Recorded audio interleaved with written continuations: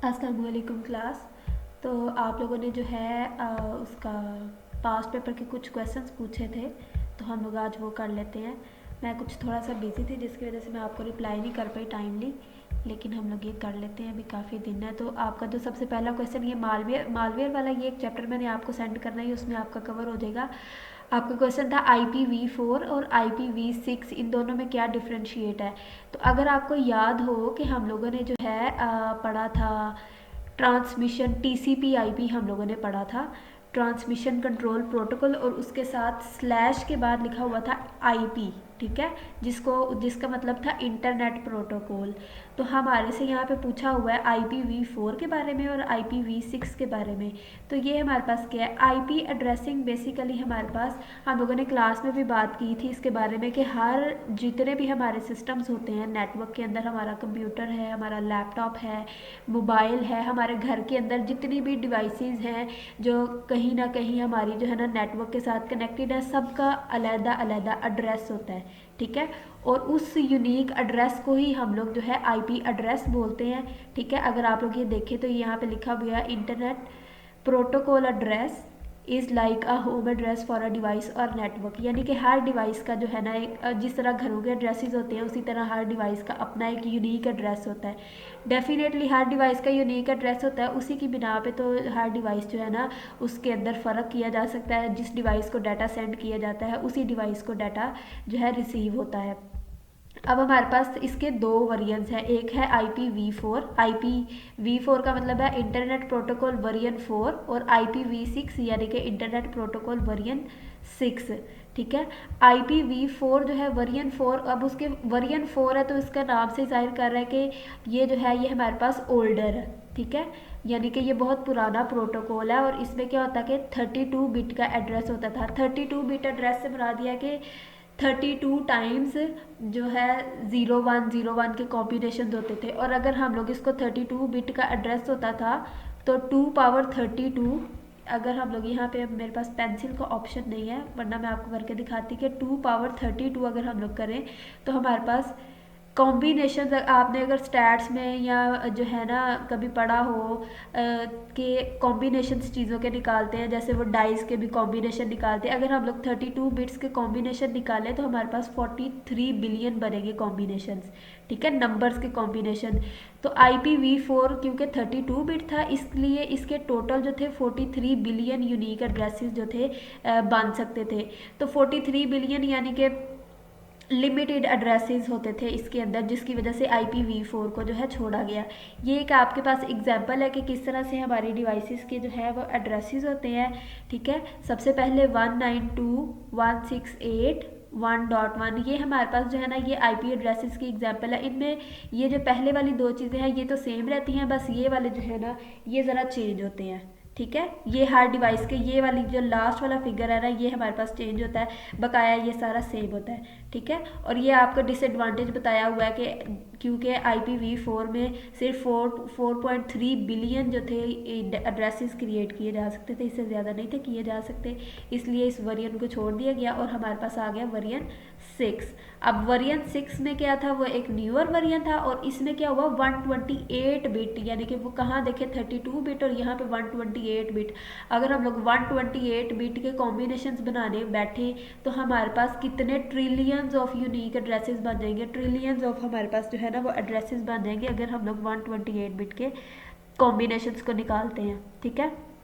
और ये हमारे पास एक एग्जांपल है कि ये 128 बिट एड्रेस किस तरह से बनता है, ठीक है। अगर अब आप लोग इसमें देख सकते हैं कि यहाँ पे हमारा जो है ना, यहाँ पे फिर इसका एडवांटेज भी है कि इसमें बेटर सिक्योरिटी भी होती है, फास्ट कम्युनिकेशन भी होती है, और सबसे बड़ा एडवांटेज ये है कि सपोर्ट मोर एडवाइसेस के, इसमें ज़्यादा डिवाइसेस को जो है उनको एड्रेसेस असाइन किए जा सकते हैं, ज़्यादा डिवाइसेस को जो है नेटवर्क के अंदर शामिल किया जा सकता है। नेक्स्ट आपका जो क्वेश्चन था वो था जो आपको कंफ्यूज कर रहा था, अच्छा, इसके अंदर जो थे रैम रोम ये तो आपने किया हुआ है। राउटर भी हम लोगों ने नेटवर्क्स वाले चैप्टर में किया हुआ है। इम्पैक्ट नॉन इम्पैक्ट प्रिंटर भी किया हुआ है। सिंक्रोनस और एसिंक्रोनस कम्युनिकेशन भी हम लोगों ने नेटवर्क वाले चैप्टर के अंदर की हुई है कि सिंक्रोनस के अंदर क्या होता है कि हमारे पास जो है ना एकदम से डाटा चला जाता है, और एसिंक्रोनस में एक एक वर्ड करके जाता है। ठीक है, history of computer chapter number 1 में आप लोगों ने पढ़ी हुई है। नेटवर्क टोपोलॉजी स्टार बस ये भी आप लोगों ने नेटवर्क्स वाले चैप्टर में पढ़ी हुई है। अच्छा जी, role and functions of operating systems के बारे में भी हम लोगों ने पढ़ा हुआ है। और रोल एंड फंक्शन आपको पता ही है कि हमारी जो है बूटिंग इससे होती है। हमारे ऑपरेटिंग सिस्टम क्या करता है, हमारे सिस्टम को मैनेज कर रहा होता है। और उसकी एग्जांपल्स में हमारे पास विंडोज़ आ जाएगा, मैक आ जाएगा, लिनक्स आ जाएगा, यूनिक्स आ जाएगा। ठीक है, ये सारा ये लॉन्ग क्वेश्चन तो तीनों हम लोगों ने किए हुए थे। इसमें आपके ये सिर्फ 2 क्वेश्चन जो थे ना, तो IPv4 भी हमारा हो गया। और मालवेयर जो मैंने आपको कहा है कि ये हम लोग जो है ना, मैंने एक चैप्टर आपको सेंड करना है तो उसमें आपका हो जाएगा। ठीक है, अच्छा जी, अब नेक्स्ट आपका था, हाँ जी ये वाला। अच्छा जी, इसमें आपका जो सबसे पहला क्वेश्चन था वो है बूट प्रोसेस, जो आपको कंफ्यूज कर रहा है। तो हम लोग बूट प्रोसेस को भी देख लेते हैं। अच्छा जी, अब बूट प्रोसेस क्या होता है, हम लोगों ने जब आपको पता है ऑपरेटिंग सिस्टम के बारे में पढ़ा था। ठीक है, ऑपरेटिंग सिस्टम बेसिकली क्या होता है, हमने बात की थी कि ये एक सिस्टम सॉफ्टवेयर जो सिस्टम को रन करने के लिए यूज़ होता है। तो बूट प्रोसेस बेसिकली हमारा एक, जब हम लोग सिस्टम को स्टार्ट करते हैं, अगर आप लोग कंप्यूटर को स्टार्ट करें तो आपको पता होगा कि आप कंप्यूटर को छोड़ दें, मोबाइल तो आप लोगों ने कभी चला के देखा होगा। तो जब आप मोबाइल को भी चलाते हैं तो शुरू में एक ब्लैक स्क्रीन आती है, उसके ऊपर सबसे पहले जो है ना हमारे जिस भी कंपनी का हमारा सिस्टम है उसका नाम आता है। फिर उसके बाद ब्लैक स्क्रीन आती है जिसके ऊपर वाइट कलर का कुछ लिखा हुआ आता है। ठीक है, वो बेसिकली हमारा होता है बूट प्रोसेस। ठीक है, तो इस सिंपल वर्ड में मैं आपको यही बता सकती थी कि जो शुरू, और अगर हम लोग इसको कंप्यूटर की लैंग्वेज में बोलें तो जो स्टार्टअप प्रोग्राम होता है, जो हमारे सिस्टम को स्टार्ट कर रहा होता है ना प्रोसेस प्रोग्राम, उसको हम लोग कहते हैं बूट प्रोसेस। ठीक है, अगर आप लोग इसकी डेफिनेशन को भी देखें, the boot process is what happens when U turn on a computer, it is how computer start up and get ready for use.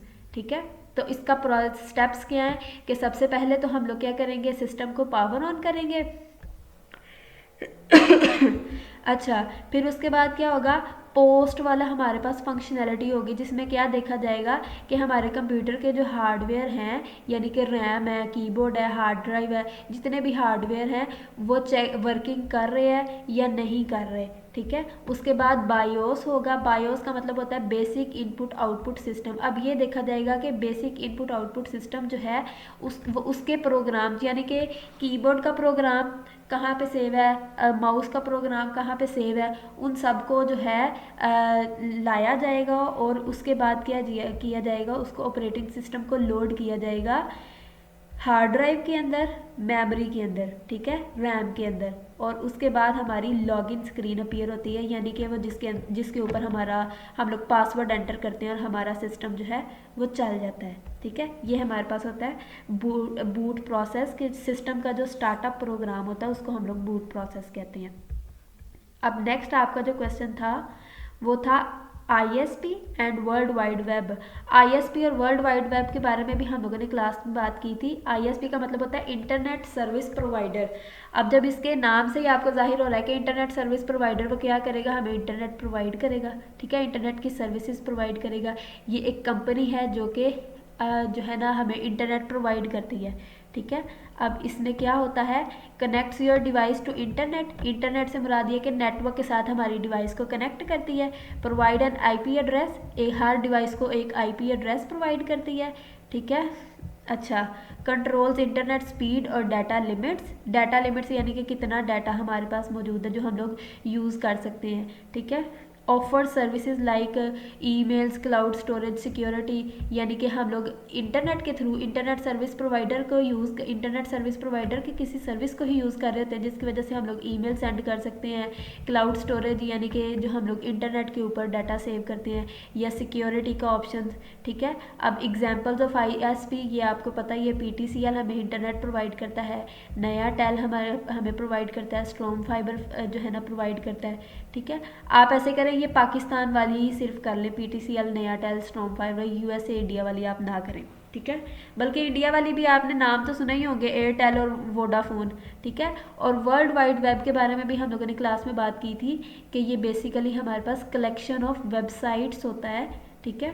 अब मैं आपको, क्योंकि मैंने सिस्टम चलाया हुआ है, तो मैं आपको इसकी एग्जांपल भी एक दिखा देती हूँ।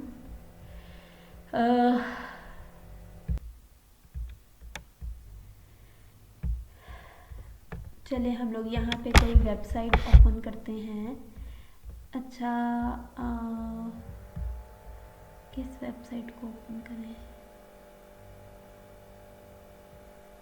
चले हम लोग इसको खोलते हैं हम। चले, यूनिवर्सिटी ऑफ द पंजाब, ठीक है, यूनिवर्सिटी ऑफ द पंजाब।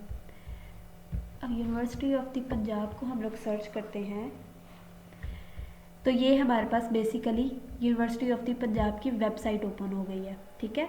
अब हम लोगों ने जो इस डॉक्यूमेंट में पढ़ रहे हैं, विच इज़ कि university the world wide web is a collection of websites that you can access through a internet, ठीक है। अच्छा, अब ये हमारे पास एक वेबसाइट है, ठीक है। इस तरह की बहुत ज़्यादा वेबसाइट्स को जब कलेक्ट किया जाए तो वो हमारे पास बनता है वर्ल्ड वाइड वेब, यानी कि कलेक्शन ऑफ डिफरेंट वेबसाइट्स। अब अगर हम लोग इस वेबसाइट को एक्सप्लोर करें तो इसके अंदर ये आप देख सकते हैं, ये डिफरेंट पेजेस हैं। ये मेन पेज है, ये एकेडमिक्स का पेज है, ये कैंपस लाइफ है, ये करियर्स है। अब इनके अंदर भी मल्टीपल पेजेस हैं, यानी कि मेन पेज, ये तो हमारे पास ये मेन पेज है जो हमारे पास सामने खुला हुआ है, ठीक है। अगर मेन पेज के ऊपर हम लोग क्लिक करें तो हमारे पास अबाउट अस का एक पेज है, आवर हिस्ट्री आवर प्राइड का पेज है, एडमिनिस्ट्रेशन का पेज है, इसी तरह कैंपस का पेज है। तो ये सारे पेजेस जब कलेक्ट होते हैं तो इसको हम लोग एक वेबसाइट कहते हैं। और जब इस तरह की वेबसाइट्स जो हैं वो कलेक्ट होती हैं उसको हम लोग वर्ल्ड वाइड वेब कहते हैं। कलेक्शन ऑफ वेबसाइट से मुराद ये कि एक यूनिवर्सिटी ऑफ द पंजाब की वेबसाइट, एक जीसी की लाहौर की वेबसाइट, एक जीसी सियालकोट की वेबसाइट, ठीक है। ये सारी वेबसाइट्स को जब कलेक्ट करेंगे, ये मैं आपको सिर्फ कॉलेजेस की एग्जांपल दे रही हूँ, लेकिन जब हम लोग इन सारी वेबसाइट्स को कलेक्ट कर लेते हैं तो वो हमारे पास वर्ल्ड वाइड वेब बन जाता है, ठीक है। और ये एक वेबसाइट क्या होती है, ये collection of different web pages होते हैं, ठीक है। ओके जी।